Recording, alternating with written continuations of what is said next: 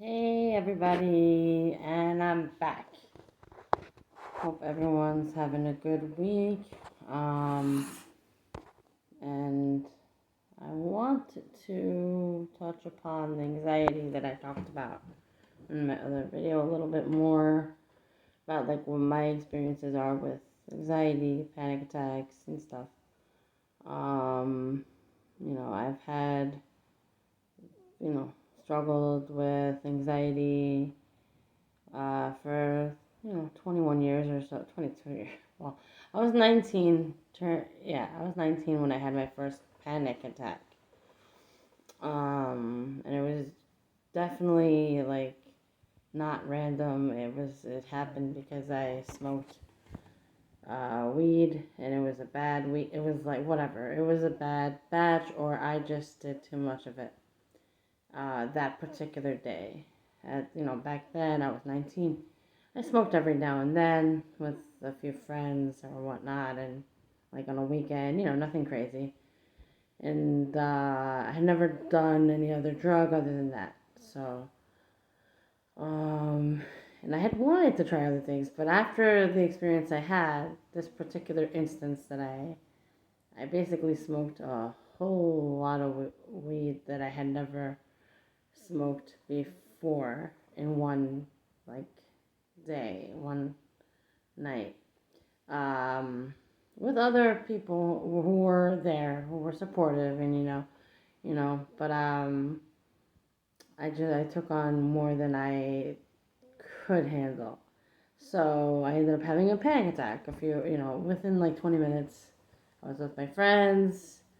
I was happy. I was all right at first, and then we decided to get some snacks or something, and then I started feeling weird, tingly, and out of sorts. I felt like I was just over.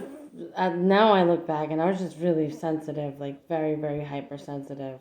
But at the time, I felt like I was like looking through a TV screen almost, like an invisible screen. Like I didn't see anything weird. It just my perception of reality had shifted a little bit, and um, it caused me to have a panic attack, and that led to like 3.5 hour stint in the back of my building while my friends tried to help me and just calm me down, and eventually I calmed down, but it was an eventful night to say the least, and not the kind of thing that I was hoping for. But I went home, I slept it off, I was fine for a few days, and then all of a sudden I started having anxiety at my job. I worked at this indoor amusement place by my, near my home, and it just kind of spiraled from there. And I started having anxiety attacks and anxiety, and like I developed agoraphobia, and like it just like whatever little tiny fears I may have had before then got like it became much more bigger. So, um, you know, and went to therapy, got treatment, medication, therapy, and all that. And in those younger years, I wasn't really following through as much as I should have and whatnot. And it was an ongoing thing. So, I had gone back to college. This was like mid college, between freshman and sophomore year, that this happened. So, and it definitely affected my college stuff. So, I mean, I had an amazing time in college, but I also struggled. I struggled a lot, and I had to end up coming back home. So, um, panic attacks became part of daily life for quite a while until I was able to get it managed with medication, therapy as well, of course. I learned how to cope with it in different ways, but it took a long time for me to really use the tools. I still have anxiety, I still struggle with it, but it's nothing like, it's not really a struggle as much as just kind of you live with it, and you learn to maneuver it and work through it. So, um, but the early years were definitely not fun. Many emergency room visits because I thought I was having a heart attack when in fact it was just a panic attack, And if you've had panic attacks, they feel like a freaking, like you are having a heart attack. But um, luckily, it's not anything like that. So, um, you know, it makes you think. As you get older, you think about like the decisions you make, and it just made me think about life, and like every little decision you make in life really does matter. Any split second decision you make will decide how the rest of your life will be. But you don't have to let that be it. Like every decision you make will change the course of your life one way or another. So even if we struggle, even I'm struggling, and I know that I'm struggling, I know that if I make slight changes, if I follow, things that was taught, and just become consistent, and not just anxiety, but just life, everything, any problems not any problem, but there are many problems that can get better if we just take the steps um, to better ourselves, to go through the motions. And it's hard. This is just, I'm talking about it. It's fucking hard. None of that is easy at all.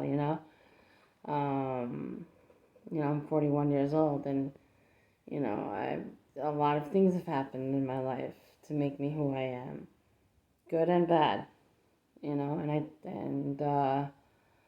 I wouldn't change it. Although it would be great for me to have decided not to smoke that, and have my life kind of uprooted at the time because of it, But I wouldn't be who I am today without it, and I'm glad I am who I am. I'm proud of who I am and what I've accomplished, and despite all the anxiety and stuff that I've been through, I'm here, and I'm doing all right, you know. Um, I think that struggling with mental illness, anxiety, depression, I've definitely had depression as well, just more on the anxiety end of it. But right now it's just more, um, I don't know what I'm saying right now. I mean, but basically, I just wanted to talk about this because I know many people struggle with anxiety and depression, and they're not the same thing, but they are like two opposites of the same coin. Um, and um, the important thing is to reach out when you feel you need help. And when you feel like you're alone, know that you're not alone. You're not alone. I'm here, and I'm here because of the people I reached out to, and the people who have reached out to me. My family, my friends, my close friends who are my family, like my cousins, my best friends, they're all just like, I have this community of people who have been there for me through all these years, and um, I definitely wouldn't be here if it wasn't for them, or I definitely would not be who I am without them. So I'm grateful to all the support I've gotten over the years. Um, and this is just, I don't know. I just know that it's a struggle. It's a struggle. There are good days and bad days with the anxiety, and like I've learned how to cope with most of that through breathing and through other exercises. Self-talk is very, very helpful, and just like saying words out loud rather than just thinking about it when you're, well, not too loud if you're out in public, but whatever, who cares? Basically, just tell yourself it's gonna be okay. Even if you're at a shitty point in your life and you don't think you believe that, say the words anyway, you know? Tell yourself that you can do it because you can. You really can. We have strength inside of us that we don't notice until we're going through really, really hard stuff. And I've dealt with, everybody's dealt with their forms of stuff on top of any kind of mental stuff or anxiety or depression or other mental illnesses that are obviously more advanced or intense. And like on top of that, you have everyday life experience, you have grief, loss of a loved one, loss of a relationship, breakups. It all affects us, and it affects our mental state, and it affects our emotional state. Yeah, I can talk about this for a long time, but basically, I just want to say that um, I have a lot of love inside of me, and it is because of how I was raised with my parents and my family and the people who were around me who allowed me to love them. So I'm grateful to everybody for that. And I'll continue to. And I think that, you all have the capability to get through whatever it is that it's hard to get through. So if there's anybody that can resonate with what I'm saying and you want to comment, because I'm going to post this on something, I don't know, some platforms, but I wish everyone well, and just know that you can get through each day. Just give it one more day, every day. Mwah.